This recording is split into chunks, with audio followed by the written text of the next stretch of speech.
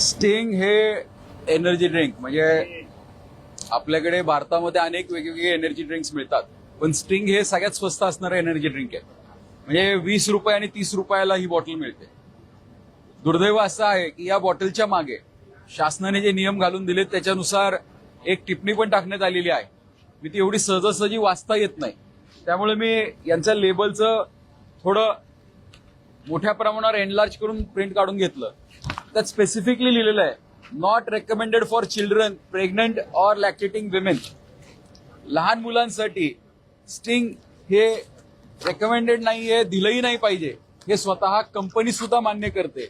पण दुर्दैवाने राज्यात शाळेच्या आवारामध्ये, शाळेच्या आसपासच्या दुकानांमध्ये स्टिंग हे मोठ्या प्रमाणावर मिळतं. आणि स्टिंगला आक्षेप असण्याचं कारण असं आहे की स्टिंगमध्ये मोठ्या प्रमाणावर कॅफेन आहे आणि हे सुद्धा त्यांनी त्यांच्या रेकॉर्डवरती नमूद केलेलं आहे. कंटेंट कॅफेन आणि बाजूला लिहिलंय हाय कॅफेन. 32 mg कॅफेन एवढं एका सिंगल सर्व्हिंग, 72 mg कॅफेन एवढं एका सिंगल सर्व्हिंग मध्ये मिळतं. आणि जे FSSAI नियम आहेत त्यानुसार 400 mg कॅफेन हे मानवी शरीराला, जे ऍडल्ट्स आहेत, प्रौढ आहेत, अशांना ते अलाउड आहे किंवा परवानगी आहे. स्टिंग मध्ये नुसतं कॅफेन नसून टोरेन सुद्धा आहे आणि हे बहुतेक सगळ्या एनर्जी ड्रिंक्स मध्ये असतं. आणि त्याच्याबरोबर जवळजवळ 34% साखर आहे. म्हणजे एवढीशा एका ड्रिंक मध्ये साधारण एवढी साखर असेल, 34%चा आपण हिशोब लावला तर इतक्या मोठ्या प्रमाणावर ही साखर आहे. तर याचं कॅफेन मेन काय करतं, तर कॅफेन हे पाल्पिटेशन वाढवतं, हार्टबीट वाढवतं. त्यामुळे आपल्याला ब्लड फ्लो हा शरीरामध्ये वाढतो. आणि टोरेन जे आहे ते टोरेन हार्टला स्टेबिलाईज करतं, त्यामुळे ते स्टेबिलायझर सारखं काम करतं शरीरामध्ये. त्यामुळे एखाद्या एनर्जी ड्रिंक पिलं तर आपल्याला एक एनर्जी आल्यासारखं वाटतं. आणि ही एनर्जीची गरज भागवण्यासाठी याच्यामध्ये मोठ्या प्रमाणावर शुगर, ग्लुकोज टाकलं जातं, सुक्रोज टाकलं जातं. आणि हे ज्यावेळेस आपले शरीर घेतं त्यावेळेस तात्काळ आपल्याला एनर्जी मिळाल्यासारखं वाटतं आणि एक स्पाइक वाढतो. पण थोड्या वेळानंतर, 1 तास 2 तासानंतर तो फॉल डाऊन होतो.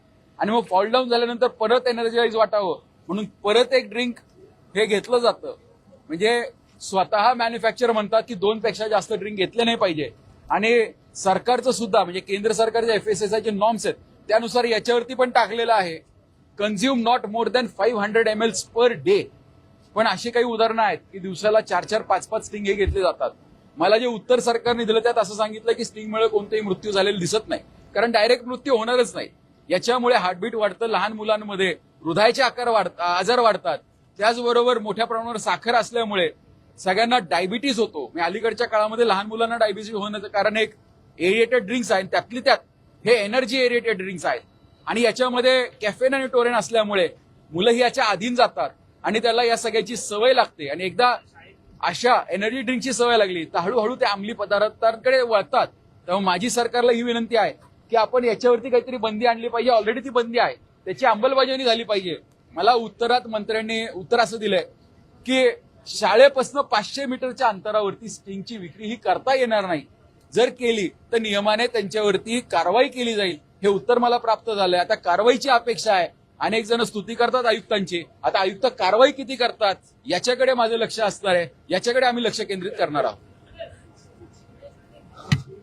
ज्या प्रकारे सांगितलं, मात्र सर्रासपणे किरकोळ दुकानांवरती देखील स्टिंगची विक्री करताना पाहायला मिळते.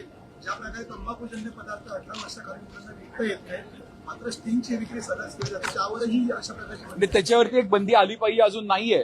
तर माझी सरकारला एक मी पुन्हा एकदा निवेदन देऊन अशी विनंती करणार आहे की 18 वर्षाच्या खालील मुलांना स्टिंगची विक्री ही झालीच नाही पाहिजे, कारण स्वतः कंपनी सुद्धा मान्य करते की it is not suitable for children. त्यामुळे चिल्ड्रन्सला याची विक्री होता कामा नाही. त्याचबरोबर ऑनलाईन प्लॅटफॉर्म जे आहेत, ज्या ठिकाणी आपण ऑनलाईन ग्रोसरीज मागवता येतात, ऑनलाईन गोष्टी मागवता येतात, तर अशा सगळ्या ऑनलाईन प्लॅटफॉर्मला सुद्धा पत्र देऊन सूचित केलं पाहिजे की ज्या ज्या वेळेस तुमच्याकडनं कोणी ऑर्डर करतं त्यावेळेस त्यांना त्याच्या वयाचं प्रूफ विचारलं पाहिजे. की जसं टोबॅको परचेससाठी त्यांना डिक्लेरेशन द्यावं लागतं की 21 वर्षापेक्षा जास्त वय आहे, त्याच पद्धतीने स्ट्रिंग किंवा इतर कोणतेही एनर्जी ड्रिंक हे ऑनलाईन वरती घेताना सुद्धा त्यांना वय मर्यादा आली पाहिजे आणि त्यांना डिक्लेरेशन द्यावं लागलं पाहिजे. कारण मी सभागृहावर तर ऑन रेकॉर्ड म्हणलोय की स्टिंगचं जर तुम्ही स्ट्रिंग ऑपरेशन केलं तर हे दारूपेक्षाही स्टिंग घातक आहे, हा माझा वैयक्तिक दावा आहे.